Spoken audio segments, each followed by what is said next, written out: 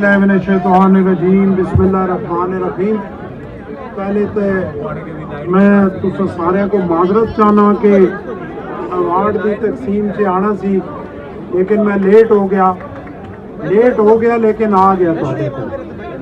ते मैं अपनी पंजाबी च तुहाडे नाल गल करना पिया, क्योंकि ये पंजाब पेशावर तो लैके दिल्ली तक सी ते इस च पंजाबी नी भी बहुत सारिया किस्मां। और मेरी पंजाबी है, तुसी पंजाबी मनो या ना मनो, ये तुहाडी मर्जी, लेकिन मैं अपनी पंजाबी च ही गल करनी है। और मैं बहुत ही मैनू खुशी हुई कि एक दूसरी इंटरनेशनल पंजाबी कॉन्फ्रेंस का इनकाद होया और इतनी तादाद च पंजाब ने पंजाबी इत्थे इकट्ठे हुए और बैरूनी ममालिक तो आए हुए साढ़े दोस्त, साढ़े मेहमान, साढ़े काबिल एहतराम शख्सियात जड़ियाँ अमेरिका, कैनेडा, न्यूजीलैंड, मुख्तलिफ मुल्कों तो इंडिया, आस्ट्रेलिया, पाकिस्तान तशरीफ लैके आए। मैं उन्होंने शुक्रिया अदा करना, उन्हें वेलकम करना और जी आया नू आखना।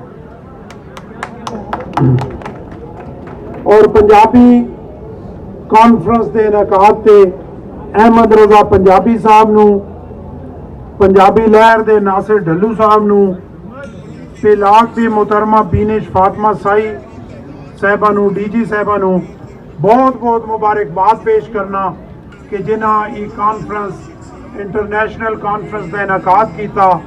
बहुत ही अपने महदूद वसैल से बहुत मुश्किल सूरत हाल च इन्हां बहुत ज़बरदस्त तरीके नाल 3 दिन का ये पंजाबी कॉन्फ्रेंस ने इनकाद किया। इन्हां नू बहुत बहुत मुबारकबाद। और इन्हां 3 दिनों च बहुत अच्छा, जिस तरह मैनू खबर मिलदियां रही कि बहुत अच्छा इत्थे डायलॉग होया, बहुत अच्छियां गल्लां होईयां। बड़े समझदार लोग जेड़े पंजाबी ने तारीख नाल वाकफ हन, जेड़ी पंजाबी शौरानी तारीख नाल वाकफ हन, उन्हां इत्थे अपनी गलबात की और उस गलबात चो बहुत सारिया चीज़ां निकल के अगे आईयां। मैं समझना कि पंजाबी जेड़ी अगर पंजाब ने हवाले ना तुसी तको तो मेरी जाती राय कि ये पंजाबी मालिक नी जबान है, क्योंकि इस पंजाब बल्कि पूरे सब कॉन्टीनेंट च अगर अल्लाह ने पैगाम पहुंचा तो उन्होंने सूफियाए कराम, उन्होंने औलियाए कराम ने थ्रू पहुंचा कि जिन्हें आके इत्थे अपनी अल्लाह की तबलीग की। और वो सारे बड़े अजीम नाम हैं, बाबा फरीद, बाबा गुरु नानक, साढ़े शाह हुसैन, बुल्ले शाह, वारिस शाह, ख्वाजा गुलाम फरीद और साढ़े पिंडी विच मियाँ मोहम्मद बख्श, गोरले शरीफ के साढ़े पीर मेहर अली शाह। इन्हें सारा अल्लाह ने पैगाम पंजाबी विच लोगों तक फैलाया और लोगों को तबलीग दी ने। ते इस हिसाब नाल मेरे ख्याल के मुताबिक पंजाबी जिहड़ी बड़ी ही काबिल एहतराम और बड़ी ही उच्चे लैवल ते रहने वाली जबान है। और ये बहुत खुशी हुई मैनू कि पंजाबियां काफ़ी टाइम तो इग्नोर किया गया। और ये लोग जिहड़े अज तुसी इकट्ठे होए हो, जिहड़े पार्टिसिपेंट हैं, जिन्हां ये इनकाद किया, इन्हां जितना भी एप्रीशिएट किया जाए वो कम कि तुसा पंजाबियां उजागर किया। साढ़े को साढ़े भाई चौधरी मंजूर साहब साढ़े भाई हैं, पंजाबी तो इन्हां दा बड़ा नॉलेज है, सूफियाए कराम तो इन्हां दा बड़ा नॉलेज है। अगर किसी एक सूफी का तुसी कोई ना दे दो तो चौधरी साहब नू कहो कि बगैर तैयारी तो तुसी बोलो, तो मैनू पूरा यकीन है कि 2-4 घंटे आराम ना बोल सकने।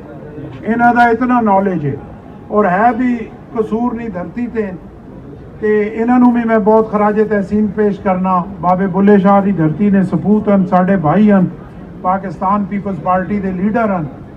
तो मैं आए हुए मेहमानों नू ये यकीन दिवाना कि गवर्नर हाउस इंशाअल्लाह जेड़े साढ़े मेहमान हैं उन्होंने बारे भी हर टाइम हाजिर है और पंजाबी ने तबलीग आस्ते, पंजाबियां प्रमोट करने आस्ते जिथे भी गवर्नर ऑफिस, गवर्नर हाउस की जरूरत पई असी इंशाअल्लाह तुहाडे नाल हां।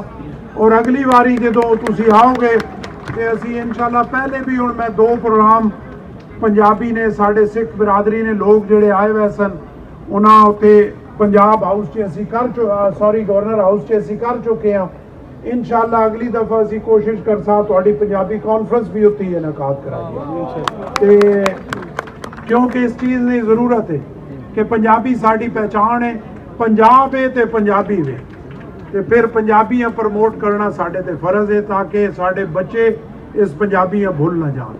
ਆਖਰ ਤੇ ਬਹੁਤ ਤੁਹਾਡਾ ਔਰ ਦੂਸਰਾ ਜਿਹੜੇ ਸਾਡੇ ਮਹਿਮਾਨ ਇੱਥੇ ਆਏ ਹੋਏ ਹਨ ਤੁਹਾਨੂੰ ਸ਼ਾਇਦ ਪਤਾ ਨਹੀਂ ਕਿ ਹਸਨ ਅਬਦਾਲ ਪੰਜਾ ਸਾਹਿਬ ਮੇਰਾ ਤਲਕ ਵੀ ਹਸਨ ਅਬਦਾਲ ਤੇ ਅਟਕ ਨਾਲ ਹੀ ਔਰ ਇਨਸ਼ਾਅੱਲਾ ਜਦੋਂ ਵੀ ਤੁਸੀਂ ਪੰਜਾ ਸਾਹਿਬ ਆਓਗੇ ਅਸੀਂ ਇਨਸ਼ਾਅੱਲਾ ਤੁਹਾਨੂੰ ਹੋਸਟ ਵੀ ਕਰਾਂਗੇ ਉੱਤੇ ਵੈਲਕਮ ਵੀ ਕਰਾਂਗੇ ਤੁਹਾਡੀ ਖਿਦਮਤ ਵੀ ਕਰਨਗੇ ਔਰ ਸਾਡੇ ਜ਼ਿਲ੍ਹੇ ਸਦਰ ਸਾਹਿਬ ਹੈ ਸਰਦਾਰ ਅਸ਼ਰ ਆਜ਼ਾਦ ਸਾਹਿਬ ਖੜੇ ਨੇ ਹਸਨ ਅਬਦਾਲ ਸ਼ਹਿਰ ਨਾਲ ਇਹਨਾਂ ਨਾਲ ਤਲਕ ਹੈ ਔਰ ਐਬਟਾਬਾਦ ਰੋਡ ਜਿਸ ਤੋਂ ਤੁਸੀਂ ਗੁਜ਼ਰ ਕੇ ਜਾਂਦੇ ਹੋ ਦਰਬਾਰ ਪੰਜਾ ਸਾਹਿਬ ਤੇ ਉਸ ਰਸਤੇ ਉੱਤੇ ਬਹੁਤ ਵੱਡਾ ਡੇਰਾ ਬਹੁਤ ਵੱਡਾ ਘਰ ਹਰ ਟਾਈਮ ਹਾਜ਼ਰ ਹੈ।